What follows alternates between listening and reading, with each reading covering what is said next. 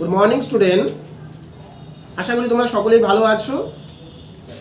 তোমাদের প্রথম সেমিস্টারের পরীক্ষা শুরু হতে চলেছে এবং আমরা আমাদের কথা মতো প্রত্যেকটি বিষয়ের সাজেশন নিয়ে আলোচনা শুরু করে দিয়েছি। সুপারফাস্ট সাজেশন নিয়ে আজকে আমরা মাইনর ইতিহাস যাদের রয়েছে, মাইনর অথবা ডিএসসি ইতিহাস যাদের রয়েছে সেই বিষয়গুলো নিয়ে আলোচনা করছি। তোমরা মাইনর অথবা ডিএসসি ইতিহাসে কি কি বিষয় পড়বে? প্রথমত মান 12-র জন্য বলছি, মান 12-র জন্য তোমরা ইতিহাসের উপাদান হিসাবে সাহিত্যক উপাদান পড়বে। ইতিহাসের উপাদান হিসাবে সাহিত্যক উপাদানের গুরুত্ব আলোচনা করো। খুব ভালো করে এই প্রশ্নটা পড়বে। সাহিত্যক এবং প্রত্নতাত্ত্বিক যে প্রশ্নটা রয়েছে, একটি প্রশ্ন দেওয়ার সম্ভাবনা রয়েছে।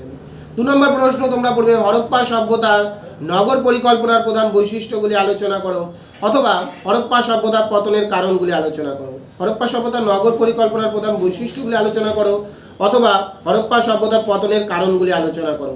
4 নম্বর প্রশ্ন তোমরা পড়বে বৈদিক যুগের সামাজিক ও অর্থনৈতিক অবস্থা আলোচনা করো। বৈদিক যুগের সামাজিক ও অর্থনৈতিক অবস্থা আলোচনা করো।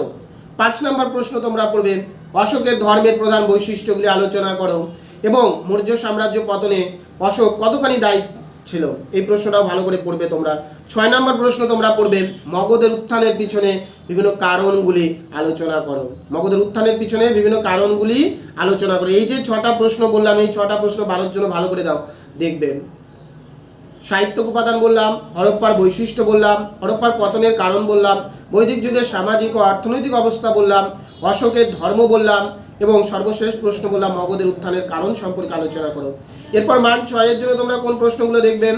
মান 6-এর জন্য তোমরা অবশ্যই দেখবে বৈদিক যুগের ধর্মীয় অবস্থা।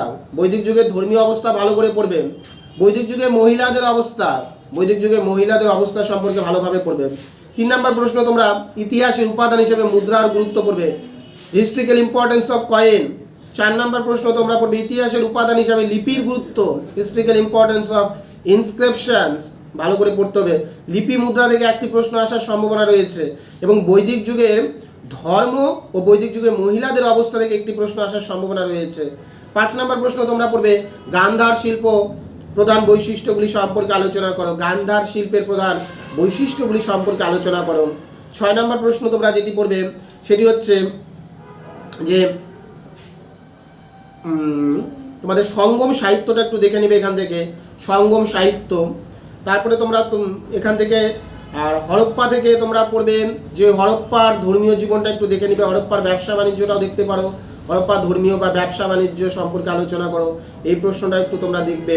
ঠিক আছে, এই প্রশ্নগুলো যদি তোমরা 6-এর জন্য দেখো আশা করি হয়ে যাচ্ছে। 3-এর জন্য তোমরা কি দেখবে? 3-এর জন্য তোমরা মেগাস্থেনিক্সের ইন্ডিকা, কৌটলের অর্থশাস্ত্র, ঠিক আছে, ত্রিপিটক, ষোড়শ মহাজনপদ বলতে কি বোঝো, সভা ও সমিতি বলতে কি বোঝো, বর্ণ ব্যবস্থা সম্পর্কে আলোচনা করো, মধ্যপন্থা বা মাঝারি পন্থা কি আলোচনা করো।